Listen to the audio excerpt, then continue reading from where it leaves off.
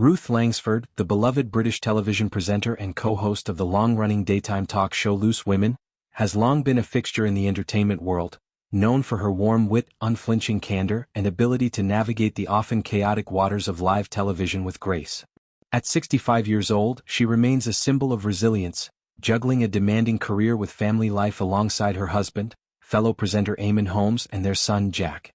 Yet, beneath this poised exterior lies a profound and persistent anxiety, one that stems not from the spotlight's glare or the pressures of public life, but from a deeply personal and familial shadow, the specter of dementia.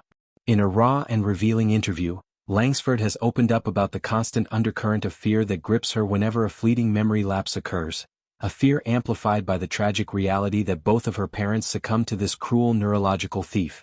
Dementia, a term that encompasses a range of progressive brain disorders including Alzheimer's disease, vascular dementia, and Lewy body dementia, is more than a medical diagnosis. It is a thief of identity, a dismantler of families, and a harbinger of unimaginable loss.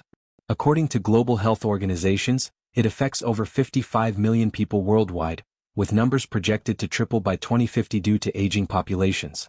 In the UK alone, where Langsford has built her career, Alzheimer's Society reports that 1 in 3 people over 65 will develop dementia, making it the leading cause of death for women. For Langsford, these statistics are not abstract.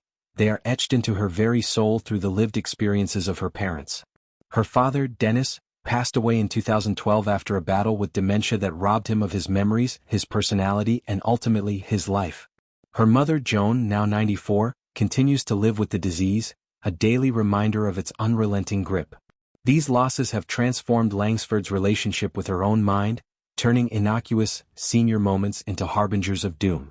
In her candid conversation with the Mirror, Langsford described the visceral terror that accompanies even the mildest forgetfulness.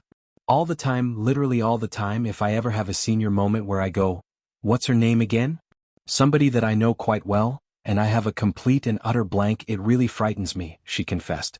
This isn't mere vanity or the exaggeration of aging. It's a calculated dread rooted in timelines and genetics. Langsford noted that her father was officially diagnosed at 72, but retrospective analysis suggests symptoms emerged in his late 60s, a timeline that now mirrors her own age. "I'm 65 now, but he was in his late 60s and I am 65, she reflected, her words heavy with the weight of inevitability. The genetic link is undeniable. Having one parent with dementia doubles the risk, and two? It multiplies the shadow exponentially. Yet, in a display of the stoicism that has endeared her to audiences, Langsford concluded with a philosophical resignation. "Of course I worry about it with both parents having had dementia, but I just think, what will be will be." This philosophy echoes the broader cultural conversation around dementia, where personal stories like Langsford's humanize a condition often shrouded in stigma and silence. Celebrities have increasingly shared their experiences to destigmatize the disease, from late actor Sir Terry Wogan's family revelations to singer Sir Tom Jones' accounts of his father's decline. Langsford's openness aligns her with this vanguard, using her platform on Loose Women, a show celebrated for its unfiltered discussions on women's health, relationships, and aging, to foster empathy and awareness. Back in 2017, during an emotional segment on the program, she delved deeper into the familial ripple effects of her father's death. "I was grieving and losing my dad, but my mum was losing the love of her life, the man she married and had children with," she shared, her voice cracking with the dual sorrow of her own bereavement and witnessing her mother's devastation. Joan's enduring partnership with Dennis, spanning decades of shared joys and hardships, was the bedrock of the Langsford family. To see that foundation erode, memory by memory, was a pain that transcended words. Langsford's earlier reflections in Daily Mail's Weekend magazine paint an even more harrowing portrait of dementia's progression. Dennis, once a vibrant figure, likely the kind of father who filled family gatherings with laughter and stories, gradually withdrew into a fog where familiar faces became strangers. Over time, dementia ravaged Dennis' memory to the point where he could no longer recognize his loved ones, she recounted, evoking the profound isolation that accompanies the disease. Caregivers often describe this phase as the most agonizing. The person you love is still there physically, but their essence has slipped away.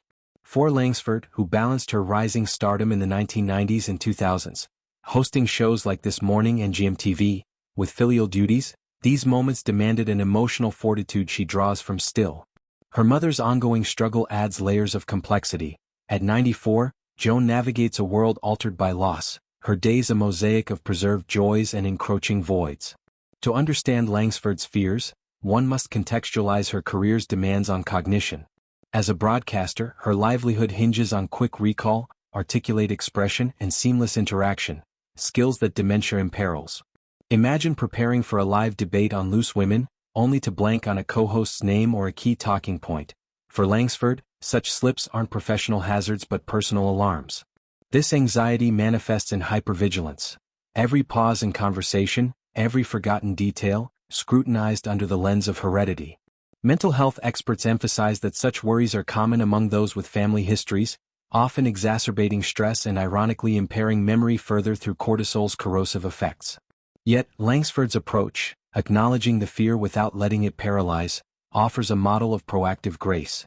She advocates for early screenings, lifestyle interventions like Mediterranean diets rich in omega-3s, and cognitive exercises, echoing campaigns by organizations like the Alzheimer's Research UK. Beyond the personal, Langsford's story illuminates broader societal shifts in aging narratives. In an era where baby boomers like her enter their golden years, discussions of cognitive health have evolved from whispers to roars. The pandemic accelerated this, highlighting vulnerabilities in elderly care systems and sparking innovations in telemedicine for neurology. Langsford, ever the relatable every person, bridges celebrity and commonality. Her fears resonate with the 850,000 dementia sufferers in the UK and their 700,000 caregivers, many juggling work and worry much like she does. Her marriage to Eamon Holmes, tested by his own health battles including chronic back pain, underscores the partnership's role in resilience. Together, they've navigated public scrutiny from career highs to tabloid lows, emerging with a bond fortified by shared vulnerabilities.